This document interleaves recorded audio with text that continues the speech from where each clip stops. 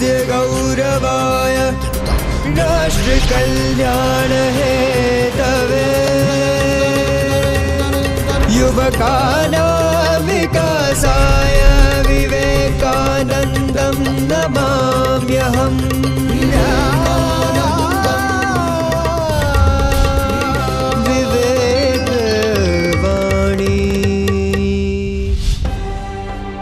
સ્વામી વિવેકાનંદ અંતઃકરણથી ઈચ્છતા હતા કે ફક્ત પુરુષોએ જ શિક્ષિત થવાનું નથી, પરંતુ મહિલાઓએ પણ ઉચ્ચ શિક્ષણ મેળવવાનું છે। એ જમાનામાં બલભલા ભણેલા ગણેલા માતા પિતા પોતાની દીકરીઓને શાળાએ મોકલતા નહીં। અમેરિકાથી લખેલા એક પત્રમાં લખ્યું છે, અહીં સ્ત્રીઓ અનેક ગણી ભણેલી છે, એવું જ શિક્ષણ આપણી દીકરીઓ કેમ પ્રાપ્ત ન કરી શકે? સ્વામીજી કહે છે, જ્યાં સુધી દીકરીઓ શિક્ષિત નહીં થાય ત્યાં સુધી દેશ કલ્યાણની સંભાવના નથી। વિવેક વિચાર।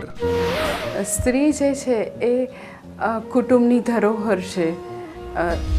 સ્ત્રી જે છે સમાજની ખરેખર પૂછો તો પ્રતિષ્ઠા છે। શિક્ષણ પામવું એ સ્ત્રી માત્રનો જન્મસિદ્ધ અધિકાર છે। સ્ત્રીને શિક્ષણ આપીને જ એનો આત્મવિશ્વાસ જગાડી શકાશે તો સુદૃઢ સમાજનું નિર્માણ થઈ શકશે। આવા વિચારો સ્વામી વિવેકાનંદના છે અને એ વિચારોને આપણા મુખ્યમંત્રીશ્રીએ ખૂબ સુંદર રીતે આગળ ધપાવ્યા છે।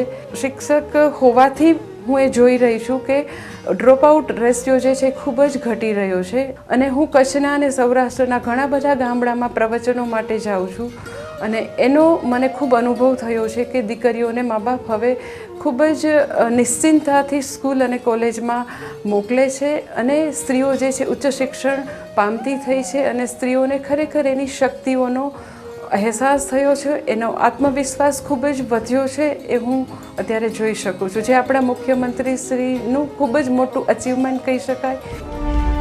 વિવેક મંત્ર। મહાત્મા ગાંધી કહેતા હતા, એક દીકરો ભણે તો એક વ્યક્તિ ભણે છે, પણ જો એક દીકરી ભણે તો એક પરિવાર ભણે છે। અગર તો દીકરીને શિક્ષણ મળે તો સમગ્ર પરિવાર, અને મને તો ઘણી વાર લાગે બે પરિવાર ભણે। આપની પાસે વિશ્રામ એક નાનકડું વચન આપો મને કે હવે તમે તમારા દીકરા દીકરીને ભણાવો। હવે આપણા ગામમાં એક પણ દીકરી અભણ નહીં હોય, આવું મને વચન આપો। આ ઊંચો કરો તો માનું કે તમે વચન આપો।